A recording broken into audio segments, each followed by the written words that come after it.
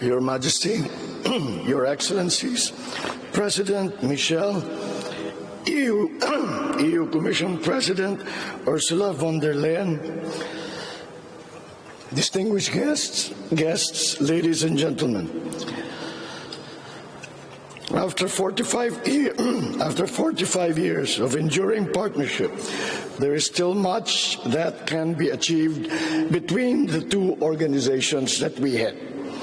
Given the breadth of potential cooperation between our regions and countries, I would like to enumerate three priorities.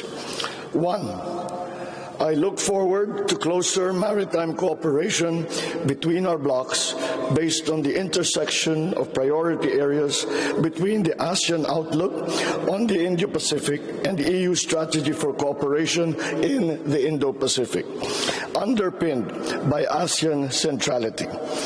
Beyond declaring respect and support for UNCLOS as a legal framework that governs all activities in the oceans and seas, we need to see an effective application of the UNCLOS to address the maritime disputes and geopolitical rivalry in the Indo-Pacific to truly realize the still distant aspiration for the Indo-Pacific to become a sea of peace and prosperity for us all. Two, I look forward to closer economic cooperation, both on our bilateral and bloc-to-bloc relations. At this time of economic recovery from the ravages caused by the pandemic and the current threats on the supply chain, I hope to see the proposed Philippine-EU Free Trade Agreement move beyond scoping negotiations soon. With the entry into force of the Regional Comprehensive Economic Partnership amongst Asia-Pacific countries, the European Union misses out on the benefit of having a similar agreement with ASEAN. We encourage the EU to calibrate the scope and coverage of its proposed FTA to what is currently possible for ASEAN to collectively agree on, so we can make concrete progress on the negotiations on the ASEAN-EU FTA. Likewise, I look forward to closer cooperation and to the continued implementation of the PH-EU Partnership Cooperation Agreement for the benefit of our peoples. And third, the world must get together to fight the effects of climate change and to ensure sustainable development. Climate change threatens to radically transform for the worse many vulnerable ASEAN landscapes. It is a race against time to conserve and prevent habitat and biodiversity loss.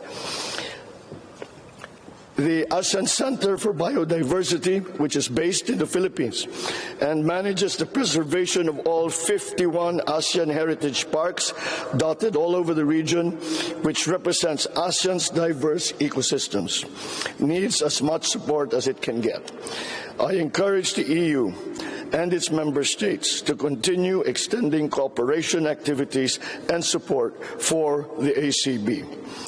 We are currently losing huge chunks of our natural resources at a rate difficult to repair and impossible to replenish in our lifetime.